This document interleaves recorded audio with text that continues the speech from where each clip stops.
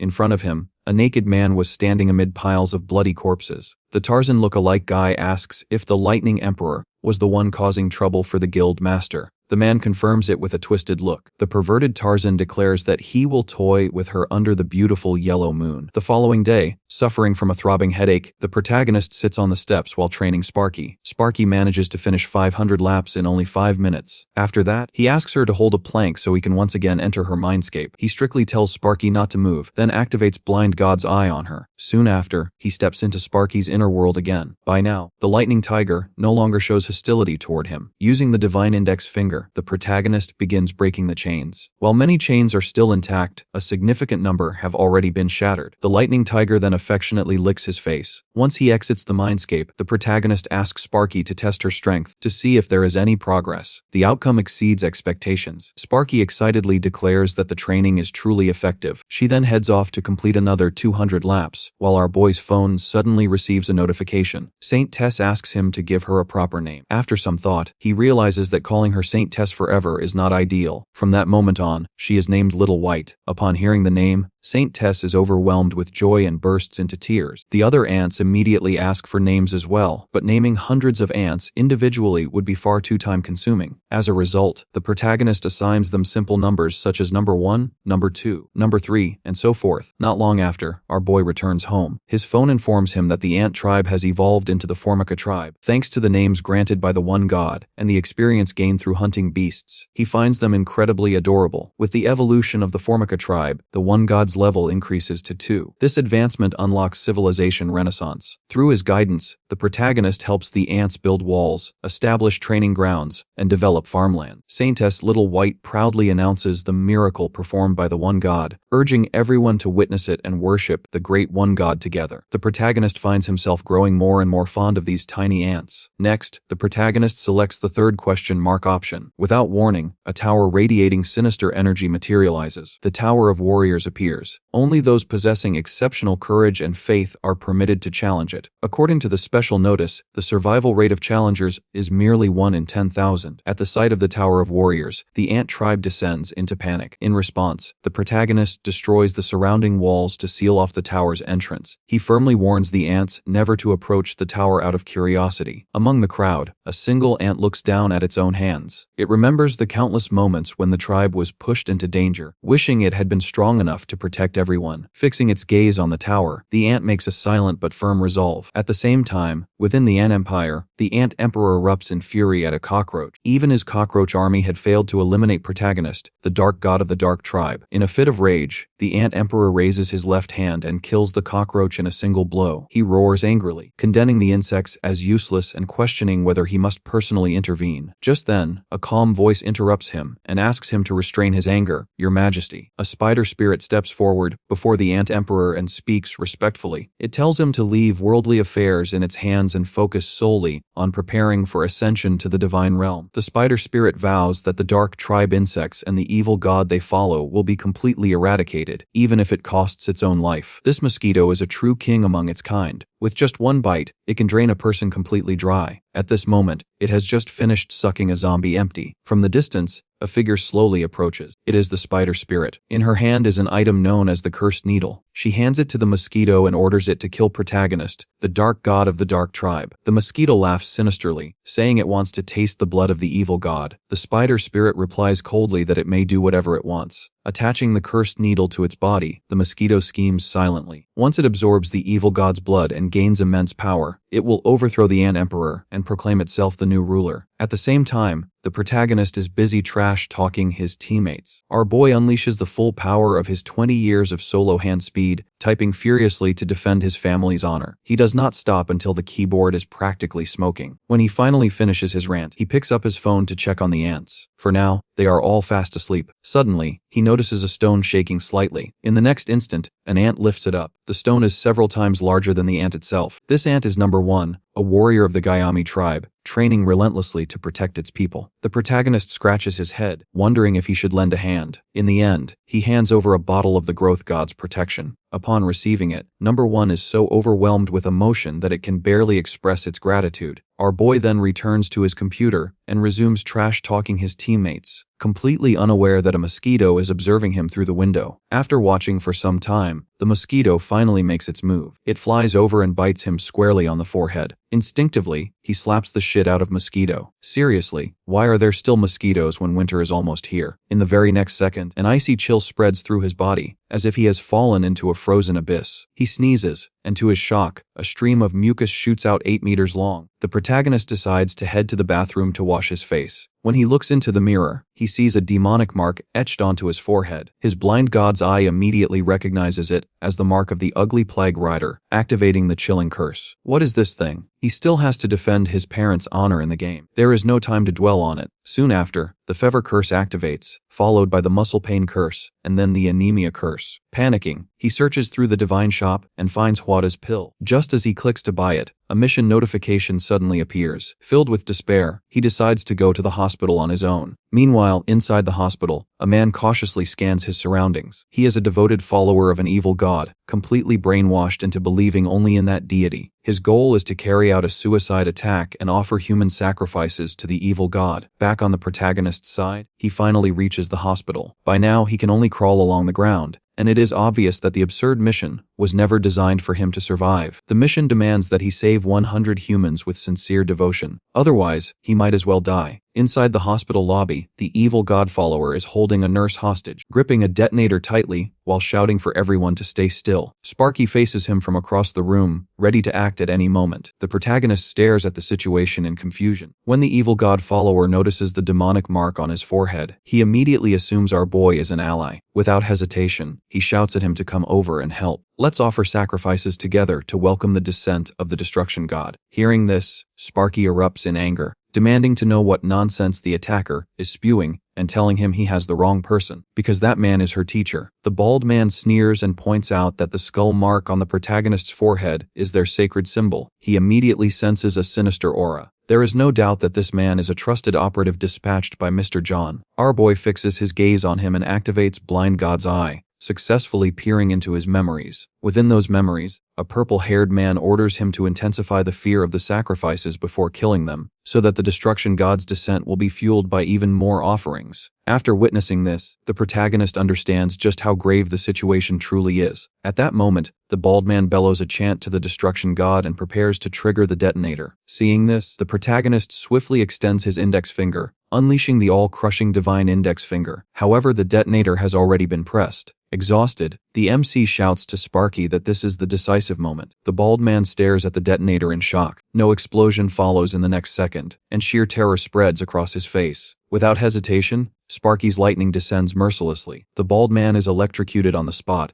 losing all control over his body. Meanwhile, the protagonist collapses to the ground, already unconscious. Just before his awareness fades, a voice resounds within his mind, activating the necrosis curse. He finds himself in a vast and empty expanse. He walks through this endless space for a long time before a voice finally speaks. Newly born infant god, you have truly forced me to intervene personally. I will make you endure boundless fear, death, and suffering. In the next instant, several towering demons hundreds of feet tall materialize before him. As the protagonist stands frozen in shock, the nightmare flower emerges behind the demons. In a single bite, it devours the once arrogant monsters. Mission complete. Congratulations on surpassing the mission's requirements to save others and survive. The master of the medicinal book is highly satisfied with your benevolence. You have received Huada's pill. The protagonist awakens a day later with something resting in his mouth. Acting on instinct, he chews it. In the very next moment, every physical injury and ailment is completely cured. As an extra reward, a fragment of that being's divine power merges into his body. Nearby, Sparky is surrounded by crowds begging for autographs. Taking advantage of the confusion, the MC quietly slips away. Back at home, he relaxes on his bed, amazed by the remarkable effectiveness of Huada's pill. Suddenly, his phone rings. Number 1 is desperately requesting the One God's assistance. The message appears on the screen. One God, I apologize for troubling you. May I receive more of the medicine you once granted me? The protagonist jolts upright and asks what has happened. Number 1 is lying on the ground, his entire body trembling. He intended to pass all the tests in the warrior tower to protect his tribe. As he opened the first door, the tower's voice announced that candidate number 1 was beginning the test. The rock test on the first floor started, requiring him to climb the stairs to the second floor to proceed. Number 1 ran forward, focused. He remembered how the drink given by the great god had raised his level, even forcing him to change professions so he could wear his powerful armor. Lost in thought, he failed to react when a stone suddenly flew at his head. The impact sent him tumbling down the stairs, pinning him against the wall. The stone faded away, but the pain remained real. The ant cried out and called to his god. The protagonist read the subject's memory and stared at number 1's broken body. Worry ran through him as he wondered if the ants he had once killed for fun had suffered like this. The system warned that number 1's life would end in 10 seconds. Panicking, the protagonist granted him the blessing of the god of growth, but it had no effect. With 8 seconds left, then 7, the boy grabbed his head in despair. Suddenly, he noticed his hand and remembered a reward he had received earlier. With 5 seconds remaining, he purchased a special right to use divine healing medicine for 100 coins. His hand glowed as he activated it.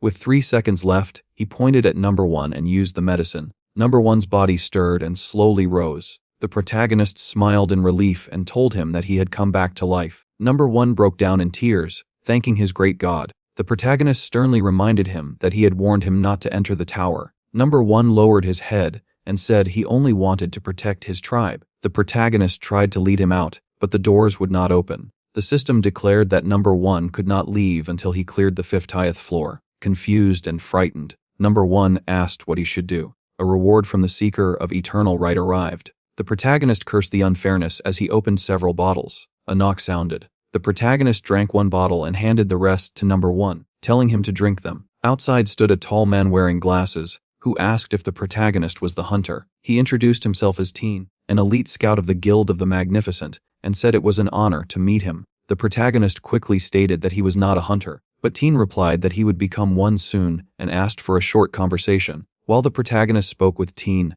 number 1 returned to the stairs. Empty vials lay scattered around him. The Seeker of Eternity watched him warmly as number 1 chose to try again. The crystal above the stairs glowed, and a massive stone ball rolled out of the tunnel. Number 1 clenched his fist and struck it with a shout. The ball shattered. The system announced that candidate number 1 had passed the rock test and would receive a blessing. Meanwhile, Teen explained the offer. The annual salary would be 300 million, and they could sign immediately if the protagonist agreed. The protagonist imagined a future free from his harsh manager, filled with writing, good food, and gifts for his beloved niece. He smiled, but Teen added that the guild would take 70% of all hunting rewards. Lost in thought, the protagonist barely noticed Teen's irritation. After assessing him, the protagonist realized with horror that Teen was a servant of the god of destruction. The promised money was bait. The protagonist nervously declined, saying he was busy finishing chapters and was not motivated by money alone. Teen apologized politely and said the guild master sincerely wanted the protagonist. Sweating, the protagonist claimed his stomach hurt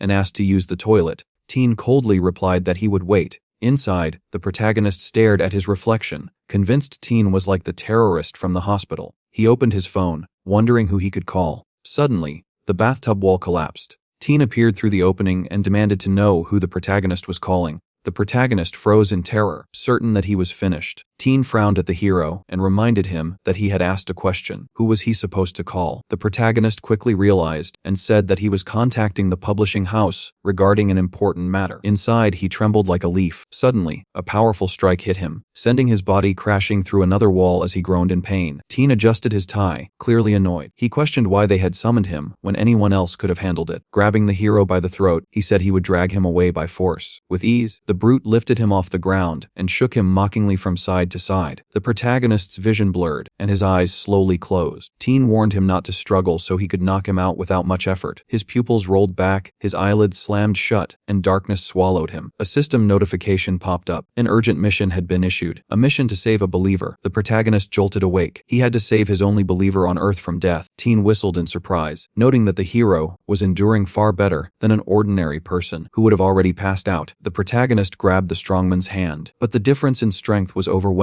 He knew he would be killed at this rate. Suddenly, his eyes snapped open, glowing blue. Before him appeared a ladder, with an unknown figure at the top offering him power. Looking closer, he recognized number 1, shouting for the great god to keep him fighting. The transfer skill activated. Lightning surged from the protagonist's eyes, and the transfer of Steve's body was successfully completed. He looked down and activated the number 1 skill. Teen chuckled, but his expression shifted as the boy's body swelled, becoming incredibly muscular. He stepped back into a defensive stance. He assumed the hero was a hunter specializing in matter creation. The now powerful protagonist stood confidently, and Teen finally understood why the guild master had been so interested in him. The big man removed his jacket, admitting he had feared the mission would be too easy. It seemed he had been premature in envying the one entrusted with lightning. Unsure if the Empress had already been dealt with, he decided to stop holding back and finish the task swiftly. Teen ordered the hero to attack. The protagonist charged forward. Teen dodged and acknowledged the strength behind the strike. As the hero continued to attack recklessly, Teen noticed numerous openings in his defense. Red electricity crackled around Teen's body. He was certain the hero hero was still inexperienced and swung his fist with a hint of pity. Suddenly, the protagonist seized his head with both hands and drove a knee into his face. Teeth flew, blood sprayed from his nose, and Teen screamed as he bent forward. The protagonist then raised both hands and slammed them like hammers onto Teen's back, smashing his face into the floor. The protagonist quickly pulled out his phone and tried to call Sparky, but it was turned off. Panicked, he asked the system to locate her. The database of followers of the nameless god initialized, projecting a map of the Earth. Sparky's location appeared as the protagonist's eyes glowed blue, locking onto her signal. An unknown figure was approaching Sparky's body, tossing a blade over his shoulder while reassuring her that it would not harm her. He was the sword demon. Bloodied, Sparky called for her master. The demon raised his sword, and blood splashed. A gust of wind carried a flyer announcing the search for the Empress of Lightning into the air. The master sighed heavily. A chilling thought crossed his mind. Could some fool have really finished off Sparky? A terrible premonition gripped him. These events had not yet occurred, but they were quickly becoming reality, reminiscent of the case with the demon of death. Overjoyed, the protagonist decided to change the fate of his follower using the right of God. He noticed a note indicating the sword demon's obsession with swords. Turning to his laptop, he realized he needed a sword. All he had was a small knife, but he took it along with his phone. The cost of altering fate was deducted. A blinding light enveloped him. At his current level, he could perform a miraculous feat. A glowing sphere formed in the apartment as a violent whirlwind spun around him. At the same time, the sword demon looked at the injured girl as she struggled to sit up and asked what he wanted. He replied that it was nothing personal, that he was simply doing his job. Suddenly, he sensed something amiss, turned sharply, and leaped back. A glowing figure materialized before him. The man demanded to know who he was. The protagonist glared and said he intended to cut him down for daring to touch his student. The demon scowled at the hero, remembering how, after walking the path of the sword, he had slaughtered countless geniuses to reach his current realm. He lifted his blood-stained blade and questioned whether the hero was truly allied with the Lightning Empress. Using his skill, he had defeated enemies far stronger than himself. The protagonist moved forward, laughing hysterically, madness clearly written across his face. Never before had the sword demon encountered an opponent who wielded nothing more than a fruit knife. He slid his katana back into its sheath and assumed a battle stance, finally acknowledging the hero's seriousness. A purple aura slowly began to leak from his body. He suddenly lunged, delivering a sweeping horizontal strike aimed at the protagonist's throat. With cold confidence, the demon believed that even S-class fighters would be unable to endure his blade. However, the protagonist remained completely unharmed, still giggling as he held up his knife. There was not even a scratch on his body. The demon's eyes twitched when his attack was stopped by a simple fruit knife. He retreated a step in disbelief, swung again, and unleashed a wave of dark energy. The protagonist casually deflected it. An explosion echoed behind him. Startled, the swordsman released a rapid barrage of slashes, unable to track the hero's position. Calmly, the protagonist blocked every attack. The demon then noticed the Lightning Empress addressing the hero as master, and instantly understood that the hero was a hermit hunter outside the association. Cold sweat dripped down his face as realization struck. He produced an ampoule, fully aware that it would consume his life force in exchange for a single decisive blow. After swallowing it, his eyes shone purple and dense aura wrapped around his body. Lightning crackled as a symbol formed on his face. Showing respect to his opponent, he spoke the protagonist's name and ordered him to prepare for death. The protagonist simply grinned wildly, with veins turning black. The demon charged forward. The moment he entered the kill zone, the protagonist swung. The knife passed cleanly through the demon's neck. Activating Shadow Step, the swordsman reappeared behind the protagonist and struck. Dust burst into the air as his sword stabbed into the asphalt. Certain of his victory, he lifted his gaze only to see his sword shatter apart. He dropped to his knees, staring blankly at the broken weapon. Maniacal laughter rang out from within the dust. The protagonist smiled and softly whispered, "Cut." Terror flooded the demon's eyes. Although the protagonist's back was turned toward him, his head twisted unnaturally to stare straight at him. Blue light pierced the demon as countless slashes struck. Moments later, he realized he had not been injured at all. The true battlefield had been behind him. The demon demanded to know why his life had been spared. The protagonist replied that killing him had always been possible, but he chose otherwise. Steam poured off the protagonist's body as he laughed, proclaiming himself the god of the sword. The swordsman felt dread as he understood the truth. Only someone standing at the very peak could carry such a title. Suddenly, the protagonist's strength faded. The system announced that Body of Steel had expired, temporarily sealing his enhancements. Witnessing this, the swordsman collapsed, acknowledging his defeat before the great god of the sword. Surrounded by destruction, he begged to follow the protagonist, swearing to devote his life to reaching the same heights. Feeling awkward, the protagonist thought the man was clearly unstable. The system then confirmed that the swordsman had become his second fanatically loyal follower. Nearby, Sparky lay injured and bleeding. The swordsman rushed over and fed her a healing potion. Golden light wrapped around Sparky as her wounds healed. Trembling, the demon apologized for his disgraceful performance. The system announced announced that the mission to save Sparky had been completed. Overcome with guilt, the swordsman blamed himself and begged for punishment, even offering to rip open his own stomach. Once again, the protagonist concluded that the man was mentally unwell. When asked whether he would obey any command, the swordsman agreed without hesitation, boasting that very few in the country could rival him. The protagonist ordered him to destroy the Guild of Magnificence in his name. The demon hesitated, fear flickering across his face, before kneeling down and accepting the sword god's decree. A cruel smile spread across the protagonist's face. If you're excited for the next part,